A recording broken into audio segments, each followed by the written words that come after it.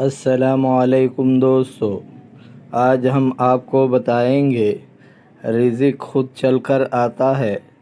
شیخ ابو یعقوب بصری رحمۃ اللہ علیہ فرماتے ہیں، میں ایک مرتبہ حرم شریف میں 10 روز تک بھوکا رہا، یہاں تک کہ میں ضعیف ہو گیا۔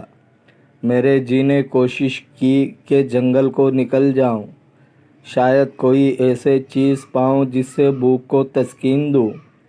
میں جنگل کو بتلاش قوت نکلا، ایک شلجم سڑا ہوا زمین پر پڑا ملا، میں نے اسے اٹھا لیا، مگر میرے دل میں گو وحشت و اضطراب اس حرکت سے پیدا ہوا، گویا کوئی شخص مجھ سے کہہ رہا ہے، تو 10 دن تک بھوکا رہا، آخر تیرا حصہ گرا ہوا اور بدرنگ شلجم تھا۔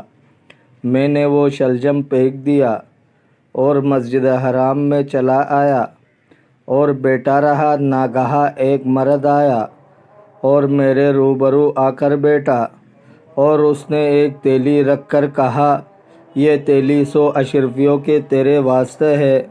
میں نے اس سے کہا، یہ خالص میرے واسطے کیوں ہے؟ اس نے جواب دیا، میں 10 روز سے دریا میں تھا اور میری کشتی ڈوبنے کو تھی۔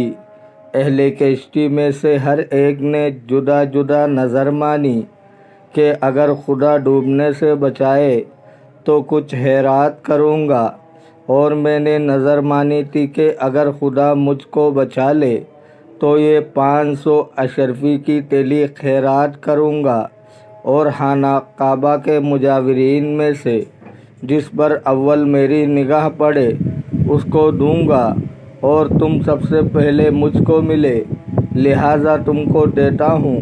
میں تم نے کہا اسے کھولو۔ اس نے وہ تیلی کھولی تو بجائے اشرفیوں کے میدے کی روٹی، مصری اور بادام چلے ہوئے اور شکر پارے اس میں تھے۔ میں نے ایک ایک مٹھی سب میں سے لی اور یہ کہا، باقی اپنے بچوں کو تقسیم کر دینا، میری جانب سے یہ ان کو ہدیہ ہے، اور تمہارا ہدیہ میں نے قبول کیا۔ پھر میں نے اپنے جی سے کہا، اے نفس، تیرا رزق 10 روز سے تیری طرف چلا آتا ہے اور تو جنگل میں ڈھونڈنے گیا تھا۔ دوستو، اگر آپ کو ویڈیو اچھی لگی ہے تو لائک کریں، شیئر کریں، چینل کو سبسکرائب کریں۔